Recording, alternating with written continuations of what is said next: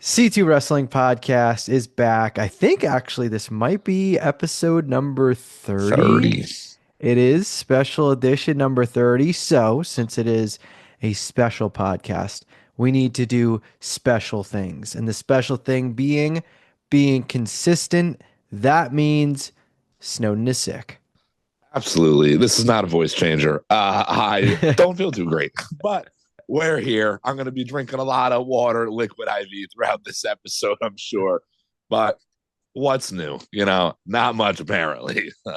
I truly I know it's not even like a long running joke, but it's our long running thing that there's just always something Oh wrong no. with you. It's a long going joke for me. Yeah, it's a fucking joke. Yeah, it's not a good one either. It sucks. I feel fine, like no fever, no headache, but like, man, my throat's been killing me. It's all raspy. You know, I think part of it might be that I just, after last night, today's Wednesday. For full disclosure, we released this Thursday morning. I just couldn't stop chanting NXT, Yeah. NXT, NXT. Got a Last lot of night. great stuff to get into, man. Oh yeah, last night was a great again, episode 30 is such a big show. We have also the C2 Wrestling official mascot here right behind me. Tommy Boy locked in. There he goes. Give him the snaps, make sure he's, dozing off while we're starting. Come on, be professional. Be professional, Tommy. Ridiculous, to be honest, if you ask me. On the topic of NXT, Mm-hmm. fire show next week should be great. There's one very random thing that I actually meant to bring up during our review last night, and I forgot to, but I'll bring it up here. I'm very intrigued with Jordynne Grace. First of all, obviously she looks fantastic. Her just literally chucking women around the ring, like Yeah. perfect. It is a completely new dynamic to not just NXT, but WWE as a whole. A very interesting, her and Penta have the same finisher. And Yeah. normally, having the same finisher as someone else isn't like I don't know, it's not the end all be all, but they've come in like a month apart, roughly. You know what I mean? Like they Yeah. are very similar. So that makes it feel like it's more prominent. To me, I don't care. It's a fire move. Like makes no difference to me. I do wonder if, maybe she pivots to something different because she can do pretty much anything to almost any woman on the roster. Yeah. I think it would be easier for Jordynne Grace to pivot to a new finisher. Now that Penta doesn't have an insane move set, but it would make more sense. They don't have to. It's a little hypocritical in the sense of like, oh man, how could they have the same finisher when you got like nine guys using the spear and super kicks and all that stuff too? But there's a difference in like the spear being a finisher that a couple guys used. You didn't see many people busting out a jackhammer back in the day outside of Goldberg. It's a little bit more of a move that you think of the person when you think of this move. A lot of guys use the five-star frog splash, things like that. I'm not opposed to both of them keeping it, but I definitely think Jordynne Grace has an opportunity to come up with something new, in my opinion. Well, this is actually what I was going to bring up about Jordynne Grace. I think they actually have a great opportunity to kind of, I don't want to say Gunther treatment her, but I think she should have four or five finishers. I think that should be one of them. Yeah. It is a great move. I don't know why she last night hit a deadlift German. I think her finishing a match with a deadlift German into like a bridge pin would Chad be, Gable. yeah, like Gable style. Yeah. Like there's so many. She hit the muscle buster last night. I love to see her finish a match with a muscle buster. Well, I should correct myself. She was holding one wrestler up for a muscle buster, hit a clothesline, and then hit the muscle buster, which is just literally insane. I don't care who you are, what wrestler you are. That is an insane thing to do. Yeah. I think she's perfect for like having a multitude of moves to finish matches. Like I think she is like that level. I give the Gunther Graces. Yeah. I No think pun there's intended. definitely, no pun intended. I think there's a few people on the roster that could benefit from kind of having the like multi finishers, three, four, five other ways of finishing a match. Gunther's finished with power bombs, with sleeper holds, with all sorts of stuff. Jordynne Grace definitely fits that bill. I mean, even so does Penta, just comparing the two because they have similar finishers. I just recently listened to Damian Priest on Chris Van Vliet's podcast, however long ago that was. And he talked about how he, kind of changed moves because he used an iteration of the crossroads a little bit. And, the wrestlers themselves, you want the people to think of you when they see the move. So you don't want, not that you don't want it, it's not the worst thing ever. It really doesn't matter in the long run. But, somebody, Jordynne Grace hits that move and Penta comes to mind. You want to come up with a move that you think of Jordynne Grace when you see it. You know, I think her using that as a finisher alongside the muscle buster, alongside whatever else, I think would be best. Completely agree. Like that, her in NXT, like, don't get me wrong, I was all for her starting on the main roster. Mm-hmm. The women's division on all brands are the NXT women's division's like stacked, Yeah. pretty much. The main roster women's, there's so many doing so many things that it's like, not saying she would get lost in the shuffle. Like not saying I'd be afraid she'd get lost in the shuffle, but her going to NXT first, having already, you know, dipped her toe in NXT, partially being there, she's a main focus. She is like a top level. She's, main events, but, comes out at the end of the PLE. Main events the first NXT with her, like officially a WWE superstar. I don't know if this time period it would work out as well on the main roster because of all the main stories already going. To me, like you could be looking at, it wouldn't shock me if Stand and Deliver is Grace versus Julia or Triple Threat, Grace versus Julia versus Stephanie, like, or Grace versus Stephanie, something like it wouldn't surprise me at all. So, as much as I wanted her to be on the main roster, NXT is still fine because NXT isn't, a Yeah. developmental show anymore. It is a prime time heavy hitting show. Yeah, and, it still has hints of developmental in it, of course. They are still developing stars, but it has become a third brand. And, next week's episode, those ratings really could skyrocket a bit with what they got planned. Jordynne Grace and Ricky Saints have similar trajectory in the sense that, like, they could have both went man roster. They could have both went NXT. You send them both to NXT. Jordynne Grace a little bit more than Ricky had the potential to go to the main roster and maybe fit in a storyline before Mania. But again, it's the time of the year. You're not going to just disrupt all the Mania plans to kind of force these people in. So you have a little bit more play if you put them down in NXT, get them involved, get them at the stand and deliver card and whatnot. I think it's totally fine. We saw how great it worked out for Ethan Page coming over to this new era of NXT. He's probably the newest signee outside of the women, when Julia's won the NXT title, Stephanie won a title, Zaria's on TV every week. All these people that have come over to NXT in the last year or so, it's been incredible for all of them. So I think it's going to do wonders for Jordynne and for Ricky. It is kind of interesting though that she joins she joins NXT and there's the TNA partnership. Like she just left TNA. Yeah, yeah, Like yeah, yeah. I don't think there's going to be any like crossover matches for Jordynne, Jordynne yeah. Grace anytime soon, more so just because she's already feuded with all of them. Like there really isn't anything new or fresh. For when it's a Cora Jade or Moose coming over, whatever, like all these matchups are fresh to them. You can do pretty much anything with almost a majority of both rosters, except a Jordynne Grace who has essentially feuded with everyone in TNA, male or female, and now is in NXT. So she is like, it is a little bit of a downside, but at the same time, a lot of the NXT feuds are new to her, and we're gonna have prominent NXT stuff going on, and whatever she does is gonna be prominent. So it's just more stuff being elevated at the same time. Absolutely. The crossover is best for business, regardless of, people leaving TNA to join WWE or vice versa. It's what I was always intrigued by in this crossover was like the names that have been in both companies already, the Nick Nemeth, the Fandangos, the JDCs, how do they kind of play up like these people have two names now, they got two themes, two gimmicks, I do kind of think it's better that they're conforming to where those people are now.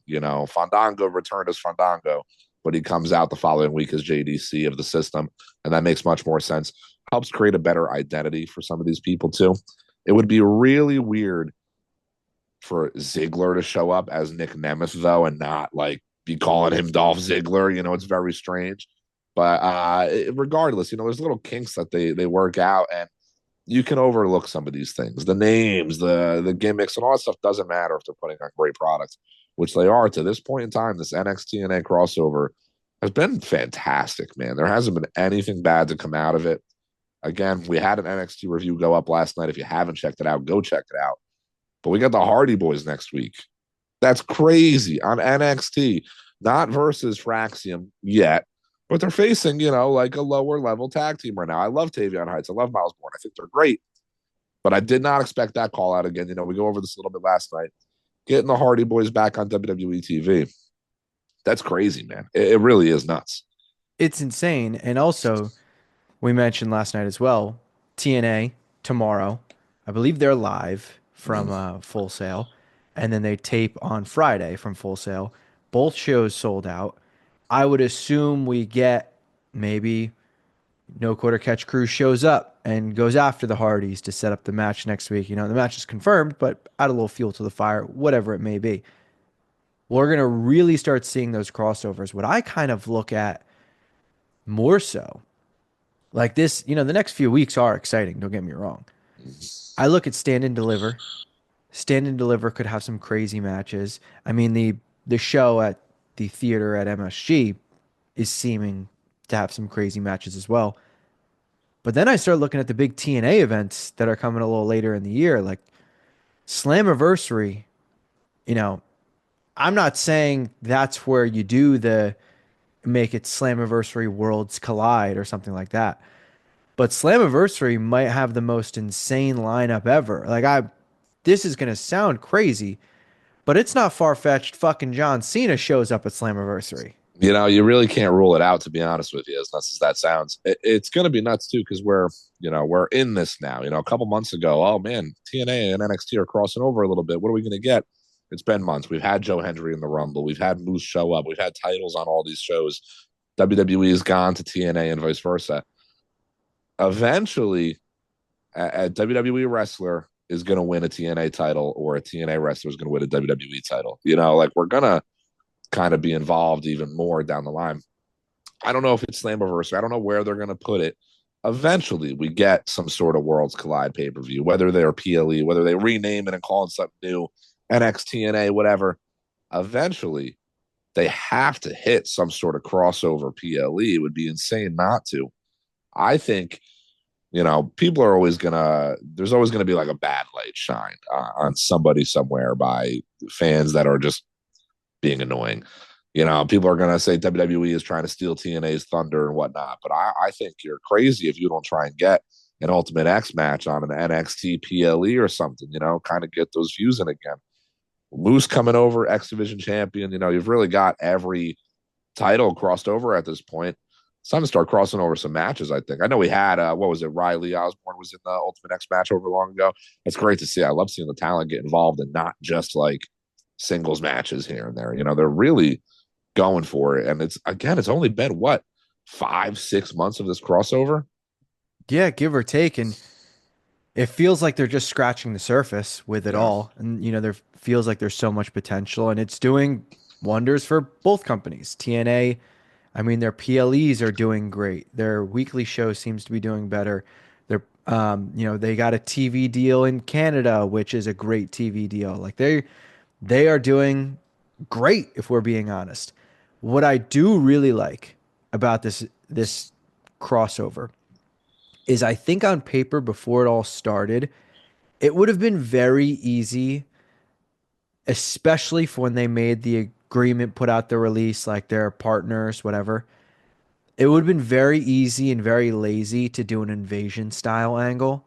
And I'm very glad that is not what we're getting. We are just getting Yep. talent back and forth in matches that make sense. Like they're not just doing random stuff because they can. Every Mm-hmm. matchup seems to at least have some sort of logic to it or some sort of gain from a competitor as to why they would be going after another person. They very easily could have lazily did an invasion of like 4 or 5 people, and that crossed the bridge, crossed the line, whatever the hell you want to call it. And I'm glad it's this where it's like it genuinely feels as if this is two brands under one company, and there's just like a soft brand split. Yeah, I definitely agree. The invasion storyline, it's been done a couple times. Wrestling is repetitive in nature, and that's okay. There's been a few things we see over again, but I don't think the invasion storyline was that necessary. Now, maybe at a point, this might not be now. It could be a year, 2, 3 years from now. Who knows how long this actual crossover stuff goes? But I can absolutely see, some sort of faction or something trying to take over the opposing brand or whatever it may be. Maybe we get this new faction that we got introduced to at Vengeance Day trying to take over TNA. Maybe they show up tomorrow and also ransack the TNA office or whatever. There's so many avenues they can go. I do want to transition and touch a little bit on that faction. I had a Vengeance Day review go up. You were a little busy over Vengeance Day. I don't know how much you were able to quite catch of it since then. It seems like you got through most of the show. How are you feeling about this new faction? Unnamed faction. I'm gonna be honest. I sent to my work group chat of wrestling fans. I just don't need it. I just don't like. First of all, the you just mentioned like wrestling is repetitive. Mm. This does have strong repetitiveness to it. Of you know, I'm not saying this is like the Shield or um what the hell Retribution. Retribution, yeah. But it has its like little pieces to it. To me, there's so much good going on.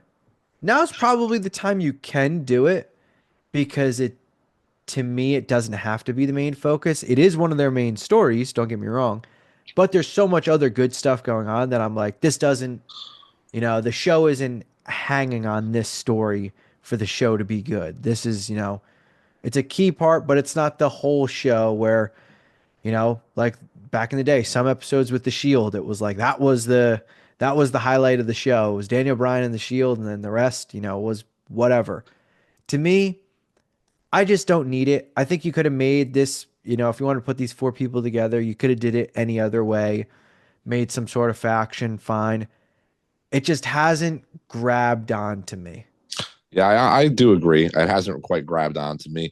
It is a little bit too like Retribution, kind of Shield-esque. Maybe you could have dropped, the skull masks or something. I don't know. Like maybe there could have been a way to go about it a little differently. I'm not opposed to it yet. I'm not saying I hate it or anything. It definitely could go somewhere. We'll wait and see.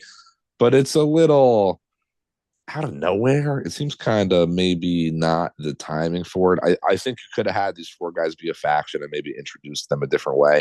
I don't know if the like taking over NXT angle, attacking everybody is maybe the angle for these guys, but we got Dion Lennox, who we've seen a bit of before. He's been around. I think he's a pretty good talent, so I'm at least happy he's involved a little bit. We got some newer guys in Cutler James, Osiris Griffin, and then Sean Sugars. Um, Shay Sean Barkley. Sean Sugars, yeah, is going to be one of the guys that I'm looking into the most in this faction. Saquon Sugars, to be exact. I think he has the most intrigue to him in the faction. Something about him, I don't know. He seems like maybe the guy that's going to stand out the most. But it's tough because I'm just not quite drawn into it yet. We've always said we love wrestling, we love WWE, but we are very impartial. I'm going to tell you what I love, and I'm going to tell you what I don't love. And I'm not quite loving this yet. Yeah, it just, I don't know. Like maybe there's a big moment where I'm like, okay, I'm kind of bought in. I just, these types of stories often feel like they end up one, one or two or both of these things happen. It either drags on too long or the payoff isn't worth it. And Mm, sometimes it's both. yeah. Like when I look at like Nexus, Nexus was awesome. Then it kind of dragged on. Payoff didn't end well. It was great at the start. Retribution, probably both. Dragged on too Yeah. long. Payoff didn't, you know, I don't even know if there was a payoff. Like that's my worry with this. Now, I love NXT. I love Shawn Michaels. It's a great show. I'm not just going to completely say I have zero interest. I'm going to turn it off when this is on. I'm intrigued. I do think it's probably pretty obvious we get them interfering in the Oba Moose match whenever that does happen. But say they don't. Say it's a, curveball and Oba just wins or something like that. Like that'd be a nice little surprise. So they added that, mixture in where it's going to throw you off for multiple matches. Oh, they're doing this crossover match. So this guy's definitely going to win, or these people are going to come out and interfere, and it ends up not happening. And it kind of keeps you on your toes. So, I'm open to it. I'm not going to say it's bad before they really get into the meat and potatoes of the story. It's just the gist of it. I don't know if it's going to hold on to me. Yeah, I don't quite know if it's going to hold on to me. We've said plenty of times, though, there's more to wrestling than just the wrestling. So who knows, though? Maybe once you put a mic in one of these guys' hands, maybe it's something special. Maybe there is something that clicks here. Again, wrestling, as we just kind of said, it is repetitive in nature. There's been some things that we've seen in the past. They get redone a little bit, a lot of similarities. This one is a little bit too like Retribution Shield esque for me. It really is almost like a carbon copy of those two things combined.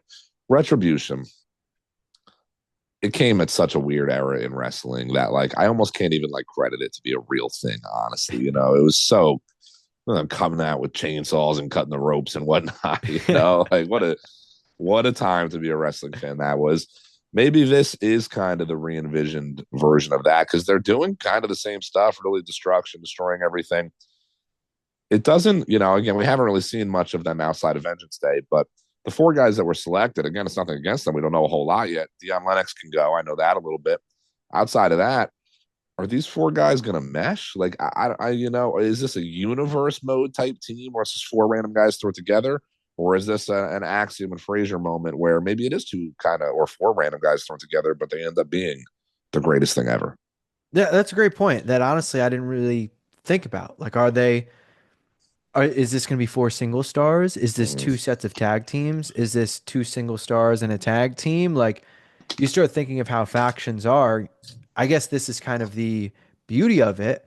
A lot of times when factions get made, you normally know, like, oh, you know, for instance, when they put together Lashley with the Street Profits and B-Fab, like, who's the tag team, who's yeah. the singles guy, like stuff like that. American Made, who's the male singles, who's the female singles, who's the tag team. This, since it's four people that, essentially have a blank canvas, Mm, who is this? Do they only wrestle in fours like the Shield only wrestling in threes for a long time? Like that's kind of I guess the advantage they have of doing this with four pretty much new wrestlers that don't have a super established identity to where you can kind of pinpoint like, all right, this is their carbon copy. This is how things are going to go. Again, maybe it keeps you on your toes. Maybe it's easier to freebird style with them. With the people they're taking out, like, is this the team that two of them beat Axiom and Frazier? Like, is that how Fraxium's title reign ends? Like, I don't know. I'm gonna tune in. I'm gonna give it a chance. I just I worry. yeah, I do worry a little bit. I am a little interested in is there going to be a leader of the faction? Are they all kind of equals? Being that we've seen Dion Lennox in the past, it leads me to believe he might be kind of the leader a little bit. He also, though, Dion Lennox, nothing wrong with like a little bit of a gimmick change, but pre this faction, he was kind of like nerdy a little bit. He didn't really have much of a character, I suppose, but this is like a 180 on whatever route they were going with him at a point. Maybe it's what he needed though to really shine. They've been holding on to him for a little bit, and so clearly they got some value out of him. I don't think they just chose these guys at random. They all have good looks to themselves. They all can kind of stand out a little bit at least, so that's promising. But I do want to put you on the spot a little bit. Let's play a little game. Okay. It's called Name That Faction. Name it. What's the name of this group? Let's hear it. My God. Um. All right. A name came to mind, but I'm gonna say this wouldn't be their name, and I'll tell you why it came to mind. Okay. TNA is bringing back Unbreakable, Yeah. which fire, love Fire, that. very fire. But as soon as you said name that faction, Unbreakable was the first thing to pop in my head. Maybe it Okay. was because we were talking about TNA. They better not name them Unbreakable. Unbreakable. I Yeah. don't think they will, but I don't know. It's gonna It's be hard. like God, It's gonna be I something hope mysterious, you know. it's not something dumb like V&D for like violence and destruction. That's Something yeah, like, yeah, yeah, but I yeah, could see them doing that. yeah. It's like, what do you even name a faction like this that's so retribution-esque? Yeah, it's funny. I bring it up because I wish I could, credit who tweeted this, but I don't remember who it was. But somebody had captioned the debut at Vengeance Day with Sierra Hotel India Tango. I thought that was hilarious, to be honest. That was great. I thought, that's fantastic in my opinion. um, Hopefully it's not, yeah, but hopefully it's not, and it wasn't necessarily, but hopefully it doesn't go that route. In terms of giving the faction a name, they're going the similar retribution route of like the intrigue. Oh, they came out at Vengeance Day and they attacked a bunch of guys. No, they weren't even there on Tuesday, but they destroyed the place. So I think it might be a week or two before we really see these guys again, get some names out of them. We haven't even on TV really heard their names. We just only know it through the world of social media and whatnot. In terms of the faction getting named, it's hard to say. I mean, I don't know. That's just kind of coming up with anything at this point. It could be very well be like V&D, Violence and Destruction. It would not surprise me at all if it was something corny like that. But I'm looking forward to seeing where it goes at the very least. for sure. To switch gears here, Mm, I see a post on X. okay. This is from WrestleVote's Backstage Pass. Mm, I would love to get your opinion on it. I'm going to give a warning here.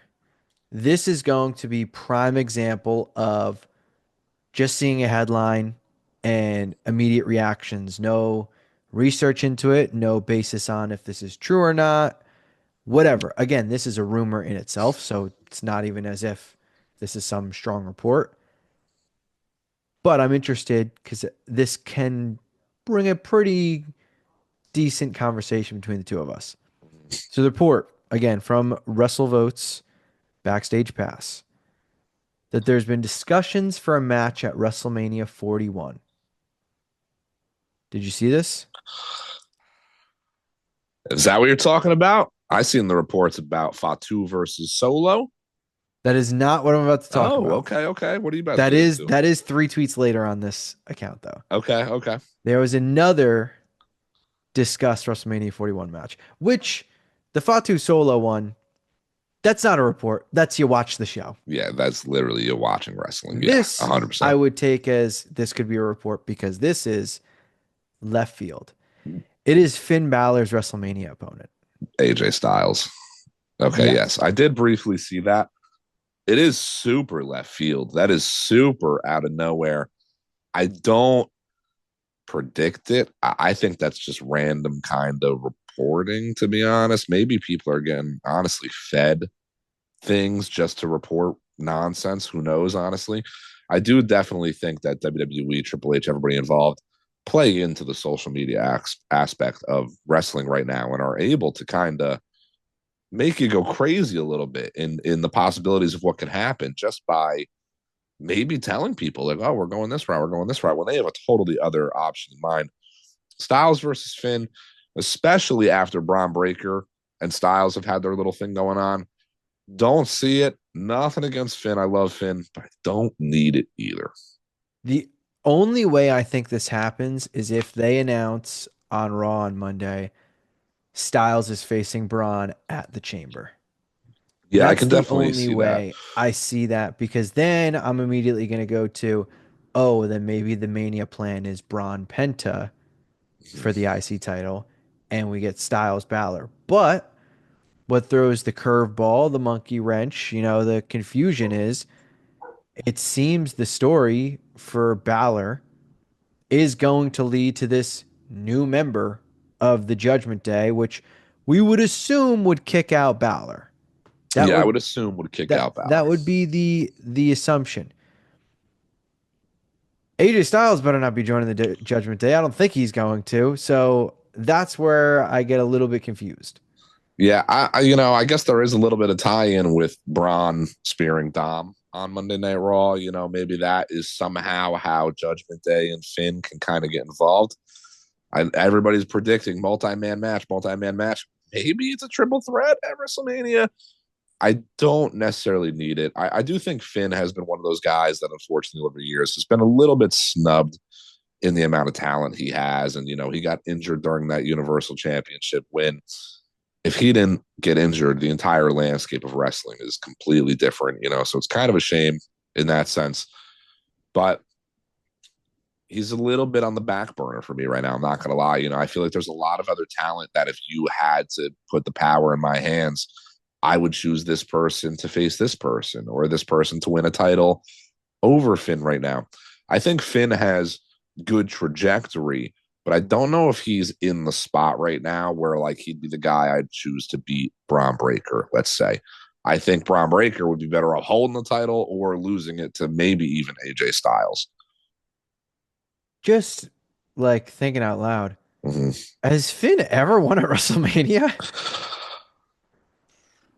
I don't think so. Now that you're saying it, lost the Hell in a Cell, didn't win the IC title.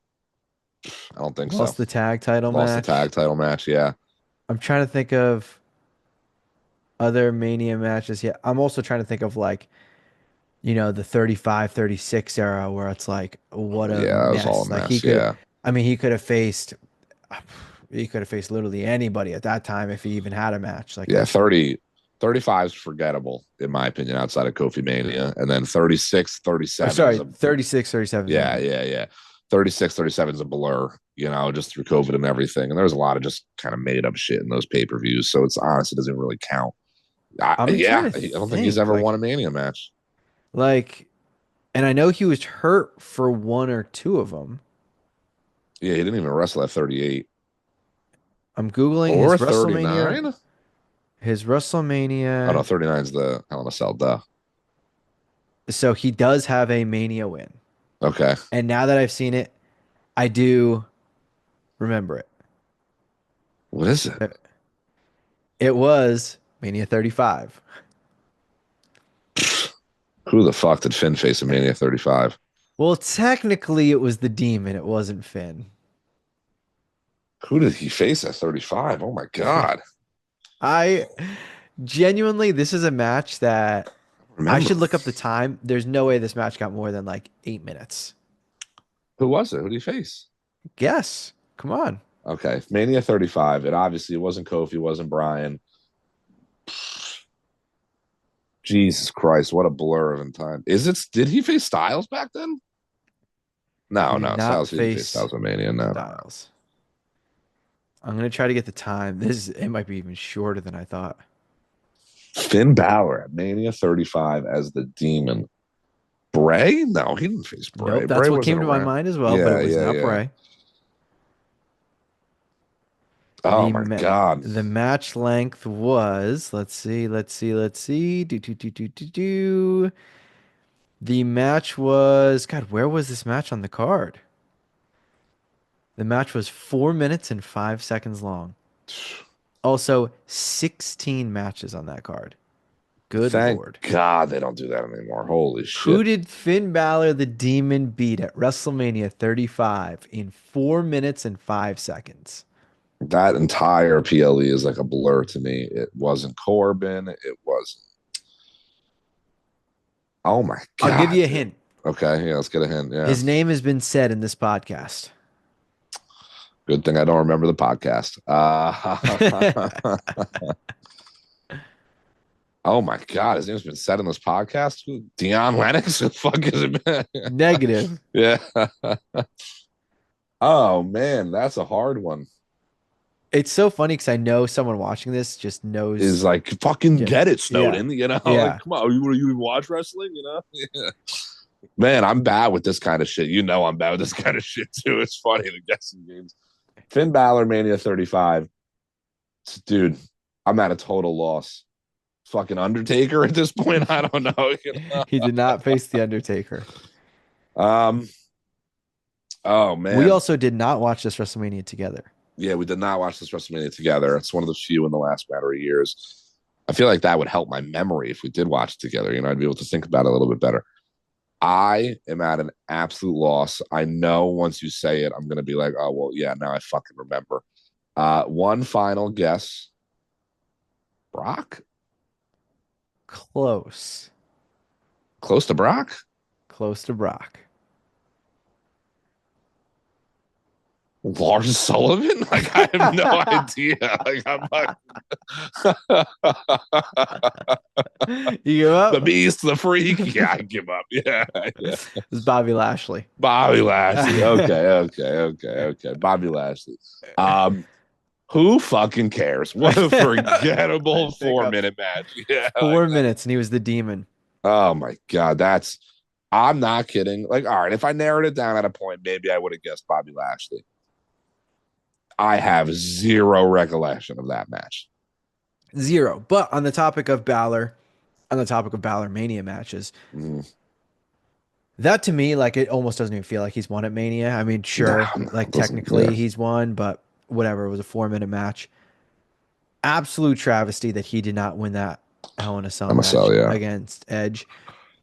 If Balor faces Styles, to me, it is like the ultimate it's the SpongeBob meme with the eyes on each yeah, page. yeah, It's the superhero patting his head with the sweat because he doesn't know which button to push. yeah. That's two guys where going into Mania, I would be like, I want both of these guys to get wins at Mania. Like both these guys are Yeah. so deserving of a win. Feels like they're just, not treading water, but like they're losing all of the main stories that they're in. Both these guys deserve a win. They went up against each other. I'd be like, God damn it. I want both Mhm. of them to win their respective matches, depending on who they face, but God, that would just be upsetting. It would be upsetting. Those are two guys that really can't afford a loss right now in a way. The way they've been kind of booking Styles in just these couple weeks makes me think Styles has a lot of upward trajectory for maybe this last run of his career. In all honesty, Styles is getting there. I don't know how many more he's really got in him. He's clearly full time. He's not necessarily on a Cena retirement tour, but I don't think Styles is going to be wrestling into like 2027. I don't think he's got too much time left. And it would be an absolute travesty if we didn't get one more AJ Styles world title run before his time is up. When I say world title, I mean world title. He held the WWE Championship. I want to see him with that world title at some point. Assuming Gunther loses to Jay at WrestleMania, I would have loved to see a Gunther Styles world title match at some point. That would be very fire. Um, One thing I also do think about on the topic of Mania, I feel like this hasn't really been talked about, so I'll be the one to bring it up. There's so many avenues for so many people, and there's certain people are going to be on the card. Mm, There's one name who is very interesting, who I'm surprised more people haven't been like, who is he facing at Mania? yeah. And a lot of people would say this in fear. I have no idea who Logan Paul is facing at WrestleMania. Yeah, I think there's a couple potentials. Cena is potential. I can't believe I'm saying it, but there's even potentially faces Punk, I guess. Like I guess there's I don't want that. Don't get me wrong. Oh man. Listen, that's not like the match I want at WrestleMania. I think Logan Paul can go. Punk is obviously the GOAT, but I don't really ever need them facing, to be fair. If they're ever going to save it for a different PLE. Logan Paul, I don't know. He's done the Seth Rollins thing. He's even faced Roman Reigns. So he's kind of faced like the He's guys. faced Cody. He's faced Cody. He did the Faced LNA stand. Ray. Yeah, he's in a weird spot right now where maybe he just fits into the multi-man ladder match, title match, whatever it might be this year. Maybe he doesn't get the direct singles match. I don't need him winning a championship yet again. Not yet.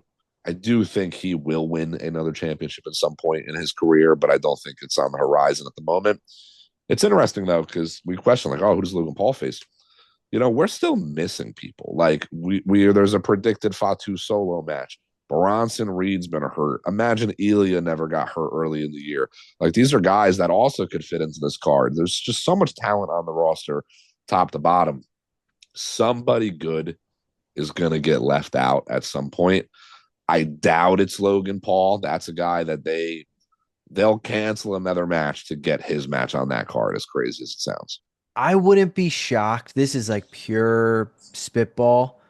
I wouldn't be shocked if we got like Logan and the New Day versus LWO in like a 6-man tag.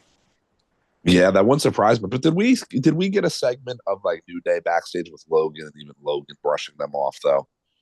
Did Because that's we? I know. I don't know. I mean, We've seen that a I know lot with the they New they Day. helped each other.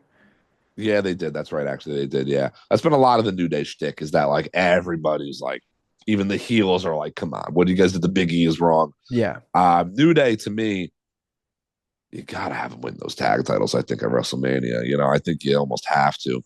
Um, I don't know if them doing a 6-man tag fits the bill unless you're somehow getting Big E involved, and obviously that's not necessarily anything we could book based on his injury. Logan Paul, man, is in an interesting spot. On the New Day though, I could see, I'm not saying I want this. Mm, I could see them not having a Mania match, but having a Mania segment and all, 70,000 people, however many people are there, it is for them to just properly get booed. Like yeah, I'm not saying they should do this, but I could see if they were going to leave someone off story wise, it would make sense. And then they're in the middle of the ring to cut a promo about how ridiculous it is that they're not on WrestleMania. Like this is one of the most historic tag teams ever. Maybe it's while they're still feuding with the War Raiders for the titles, and that title match is going to be on the Raw after Mania or something like that. Them in the ring, I mean, that fits like the bill perfectly for some legend return segment, whatever, where it's like you have these guys who are going to get booed unbelievably bad, and you have, I don't know, Mick Foley, just naming random wrestlers, Stone Cold, whatever. They come out, get the cheer, hit the finishers on them, clear them out, whatever. I could see them being the odd ones out because story wise, it would be the easiest to do.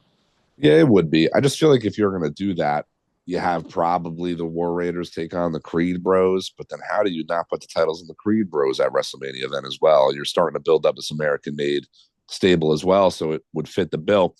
But that's you know, the positive right now. They've backed themselves into a good corner where they have options. There's so many great things they could do with those tag titles, that tag division right now. So it leaves them with options. I could see New Day doing exactly that, having some sort of segment, whatnot. Like, oh, how do you not have the greatest tag team on the card? I really don't know though. There's still a lot of loose ends. Last year around this time, WrestleMania was shaped up a little bit more, even with all the who knows what's going on with Rock, Cody, Roman, all that. We still had a little bit more of an idea, I feel like, of the undercard on what was going to go down. Things are a little bit in the air still at this moment. Yeah, I'm trying to think like we knew Jimmy J was the plan for the longest For a time. while. Yep. We knew Bailey EO was going to happen. We had a Mm-hmm. strong inkling Rhea Becky was most likely the Mania match. Actually, not, no, we knew that was the Mania match. They Yeah. teased it multiple times. We figured, I know they threw us for a loop, but we figured uh, Cody would take on Roman. Tag match was the biggest, like, okay, The tag nobody saw match that was coming. like, and that also was like the fantasy booking that came true. Like I remember us talking about it. Like, just do like a ladder match and hang up both sets of titles, and one team takes one down, one team takes another. Boom, they're split again. Like So simple. Been that was literally like the booking fantasy that booking. for Yeah, years. Like, that like yeah, it actually that is the trip with your group chat that you guys always talk about, like, yeah, we're gonna do this one day, one day we're yeah, gonna do this, and then when you're at the hotel lobby and you're like, damn, we actually did it, like we're actually yeah, here. yeah. Like that is exactly Yeah. how fantasy booking that tag title match went this year. It feels like there's going to be matches that people are going to use hindsight and say, well, yeah, we had this teased, so we kind of figured that was no, they teased it, but then they'd also tease three other things, and that's, they're kind of curveballs. Like think of Braun Breaker. If Braun faces Styles, we're gonna be like, oh yeah, it makes sense. But if he faces Penta, with hindsight, we'll be like, yeah, we knew the Styles feud was a holdover and they did the Penta tease. Like, no, they're doing so well at like doing all these different teases that you can sit there and say that I told you so's, but let's be real. They're just dropping down five different crumbs and you're guessing which crumb it is that's the good one, while the four other ones are the dummies. Just enjoy that they're doing this and it's not the most obvious thing ever. Yeah, I can't help but enjoy everything they're doing right now. Even the things that aren't my favorite on WWE TV are not bad, especially when you're able to compare them to the bad that they have done and had in the past. There's been a lot of discussion I see about Triple H being a horrible booker. Oh my God, Cody Rhodes is the worst champion. Oh my God, his title run sucks. Are we watching the same show? I truly can't even believe it sometimes. Revisionist history, we talk about it.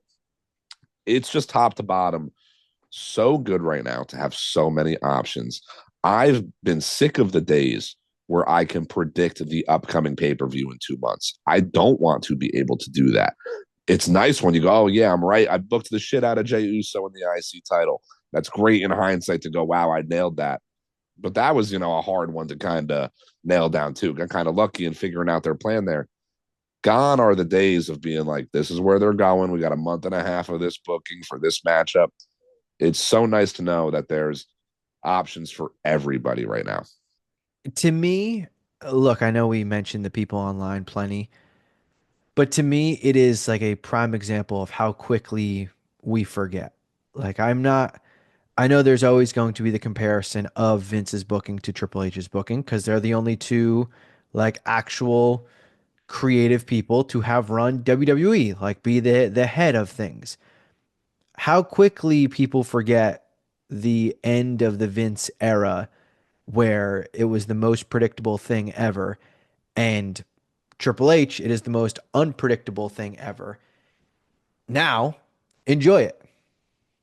I was trying to give you some signals that you're still muted when I was doing a Oh, little well, finger poke. So I well, was like, oh, tapping, yeah, pointing, like, yeah, you're still muted. a But little bit of a cough there. I had to mute myself on that one, but yeah, enjoy it. I can't understand anybody. The tribalism in wrestling is nuts. We talk about this briefly here and there, but like, I just can't understand truly digging into what is clearly good content and just trying to find the bad in it.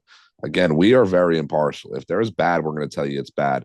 If we had a C2 wrestling channel back in like 2018, 2019, oh my God, we might have been hated by the WWE diehards, So we're I very mean, impartial. look at we stopped doing our old channel. Yeah, yeah, It we, just it yeah, just yeah. wasn't that good. Yeah, wrestling fell off there. There's life events that take course and change of plans as well, but wrestling fell off hard back then at a point, and it was very tough. And we didn't know this at the time, but not only did it fall off, it was going to fall off even harder in a year or two in 2020 with COVID and all that too. It would have been very tough reacting to people in an empty arena. It's crazy to think that that was ever an era. To no one's fault, but the booking top to bottom, SmackDown, Raw, NXT. We just got news that Road Dogg is the lead writer for SmackDown now. And AJ Styles, I'm sure you had seen, came to his defense, make it known that back when this guy was a writer, by the time it was on TV, everything he wrote was changed to the point where it's no longer his plan anymore. So I think people need to give these guys the chance. I think there's a reason maybe Road Dogg was appointed this position. I don't think it's just that he's friends with Triple H. I think there's something they see in his booking and his style. And maybe this is just the Attitude Era fan in me talking.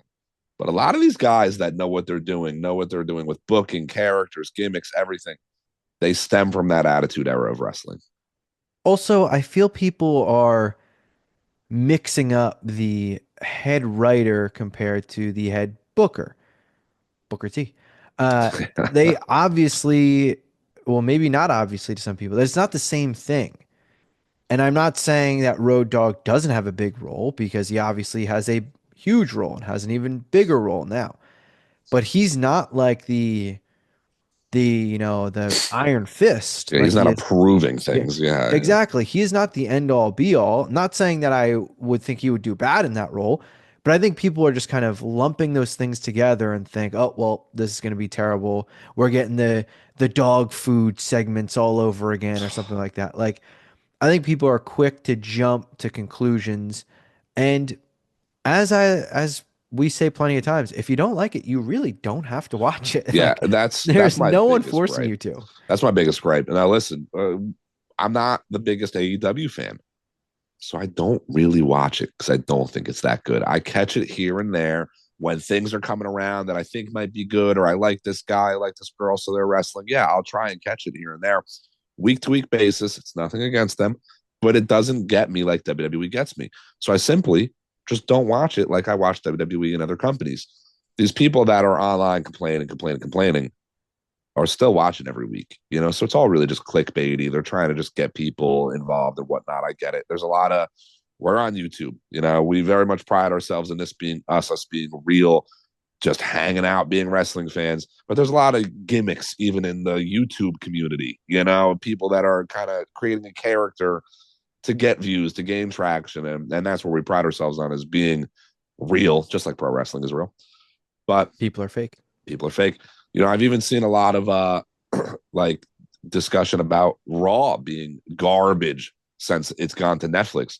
It's been incredible. Yeah, it's been Raw's been fantastic. week to week fantastic. There hasn't been a bad Raw, let alone since Netflix, in a long time. You are really like trying to hate it just to hate it at that point. And you don't have to watch it. Yeah, I don't get it. And then on the flip side too, again, this is more so just ranting about people online, but you have people who are like tribalistic to one side and they're not getting the traction that they used to. So then they become tribalistic to the other side to gain the fair. traction from the other side. Like I just don't get it. We got a comment once. I wish I could remember who it was. And thank you so much for this. They were like, you guys are just authentic. You're not playing a character. Look, we're going to keep it a buck. We're going to keep it 100. 100. Like we are always going to be legit. And that was when we had our old channel FAP reactions. That was one of the biggest things. Like, oh, you think I'm faking my reaction? That's a great compliment to me because that's genuinely how we're reacting all together. Yeah. And then for when you get a comment, people are like, man, the boys were, they were kind of quiet during this reaction, whatever. It's like, yeah, because we're authentic. We're not going to pretend like we Yep. care about something that we may not care about. That's just not in our nature. And we do that with our takes. I'm not going to sit here. We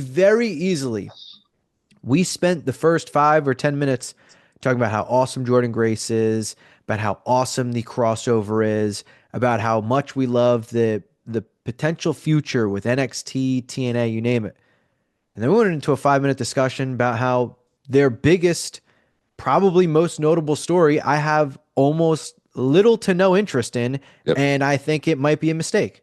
Yeah, absolutely. Again, we are as impartial as we can be.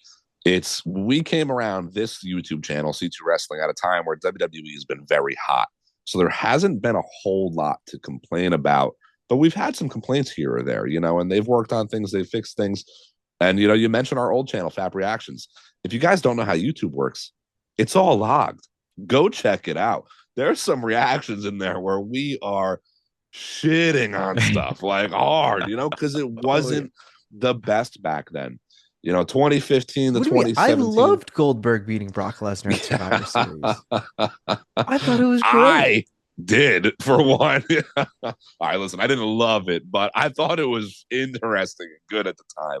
But man, Reigns coming out at 30. Like there's just so much back then that we not only hated, we destroyed. We are as impartial as they really come, I feel like. And it's just crazy to see how at odds the community is sometimes over nothing. It's over nothing. Like, it's when I see somebody comment, oh, Raw's been shit since Netflix, I don't even think, oh, F this guy. I just think, oh, well, this guy doesn't get it, is where my mind goes. I don't get annoyed at that guy. I just go, oh, he doesn't understand. He doesn't get it. He must not be watching weekly, just claims to be or whatever. But then there's people that see that and go, oh, well, if you think Raw shit, well, AEW shit. And that's where it's just like, who the fuck cares? Stop. Like, it's not that deep. Watch what you want to watch. Enjoy what you want to enjoy. Try to find the good in it. Call out the bad if you want. They won't improve if you don't call out the bad. But you are making a fool of yourself when you're sitting here telling me Raw on Netflix has been shit or Cody's title run hasn't been good. Like, there's just a point where you got to draw the line. To me, what you were mentioning, where it's like, oh, this was bad. Well, this was bad. To me, it's like the Yo Mama jokes back in the day where you just go back and Yeah, forth. Oh, Yo Mama's so fat. Well, Yo Mama's so stupid. It's yeah, like, yeah, what are we doing here? Like, let's yeah. just move on. As impartial as we are, Mm-hmm. and we are absolutely fair, and we will always call things the way we see it, and we speak the truth. And we will always give the truth. That leads me to one of our final topics of the day. I will never, ever understand anyone who just doesn't think Gunther is the greatest. It's actually insane to me that you could have the worst take in wrestling history. It's not as bad as saying Gunther is not the greatest of all time. He's the He's the best, dude. greatest. He is the greatest of all time, the pinnacle of wrestling, truly. And Gunther has a very interesting fan base to me, where he's a WWE guy. He's been a WWE guy now for years, but he does kind of still have this like indie darling fan base to him. So he's kind of got like the best of both worlds in terms of credibility to him. I don't see Gunther hate really ever, to be fair. That's a very uncommon one. But I have seen a couple like, comments towards this or that are like, still, even though it's not the greatest thing, it's not this guy commenting saying Gunther's terrible, but he's, kind of disparaging whatever segment. Gunther has not had a bad segment. He has not had a bad match. He's not had a bad promo. He is also putting guys on another level. I don't think what people realize in wrestling, and maybe this is something you realize as you get older when you are a wrestling fan. Gunther's Monday Night Raw entrance, promo, coming out to the ring, yelling about Jay, yelling at the fans, telling everybody they stink. This puts Jay on another level. It improves the level of Jay and how over Jay is the point. It makes you hate Gunther a little bit more, and it makes you love Jay a little bit more. Of course. And it goes to what we've talked to before. Not every wrestling fan is the same age as you. Not every wrestling fan likes the exact same thing as you. There are older fans. There are middle-aged fans. There are younger fans. Gunther, to me, is one who does a great job at going throughout all of them. Now, Jay, for instance, I like Jay. This is, we like Jay. Jay definitely more leans towards the younger crowd. Same with Cody. A bit of the older crowd, or maybe even some of the more online geeks, myself included. Some people would be more harsh on Jay. They try to nitpick things or whatever. They don't like his things. The guy's a cash machine. Like he's straight money. Gunther is the perfect example. He's got that indie background where there are like the indie diehards some of them will only call him Walter or whatever. Like they'll always have his back. Then he gets like the older crowd. Cause like, man, this guy's got an old school style to him. Like I love it. Then he gets the younger crowd because they hate him because he's the big bad guy who goes against their favorites. He's this era's Triple H. Exactly. Like he is the perfect guy who just through all ages, he can connect in some way, shape, or form to get you invested, whether it's to want to see him or it's to want to see him lose. He's one of those guys that, like, to me, easy as can be, can take all of the fans and have them invested in his story. So I don't get people who just don't get it. Like It's I don't get it. it's actually baffling. We're weeks away from WrestleMania. We're post a few weeks from the Royal Rumble. Jay won the Royal Rumble a couple weeks ago at this point, and I'm still seeing Jay Uso comments, hate, disparaging things. I seen a tweet that Jay Uso winning the Rumble almost killed my love for the sport. You never loved it to begin with then because you clearly don't understand it. Jey Uso won that Rumble because he is a cash machine. He is there for the kids. And here's the thing. Name me the last guy that was in a similar position as Jay that won the Royal Rumble. Ray, was it Mysterio back then? Like, there hasn't really been like the super over babyface that has done the big thing, like win the Rumble. Daniel Bryan won the championships at WrestleMania. Yes, they made that happen, but he didn't win the Rumble. That was very forced by the fans at that point. Jey Uso is for the kids. If you were to have the big, the typical, older teen to adulthood type wrestler fan. Like we're rooting for Gunther. The kids aren't rooting for Gunther. If he were to win every Royal Rumble, or if you were to have, Alberto Del Rio win every Rumble and things like that, you're not creating new fandom in these kids. The kids are going to hate it because they don't see it from the lens that we do as adults, where, the kid in me, right now, I'll tell you that Triple H is probably my top 5 of all time. But as a kid, oh man, you didn't want to see Triple H win at all. If Triple H would have won 3 Rumbles back then, I would have hated it probably. There's a difference with a guy like Jay. Guys like Cody is another one too. Jey Uso can also go in the ring. We've talked about this. This is all reiteration at this point. Listen, he had one bad match at WrestleMania with his brother. I get it. He's also had classics. He's got some of the better tag team matches in wrestling history under his belt. Yeah, Jay's fantastic, and Jay deserved to win that Rumble. I just wish we could have a log of all of our times talking about Gunther, because speaking it into existence one day, whether it's a video or just a meet and greet, there will be a picture one day with us, one on each shoulder, for our ring general. Hitting the pose. Forget the Motor City Machine Gun shirt. Forget the Click shirt. They will be Gunther shirts in that photo. Imperium Gunther, one or the other. He really is. I say it all the time.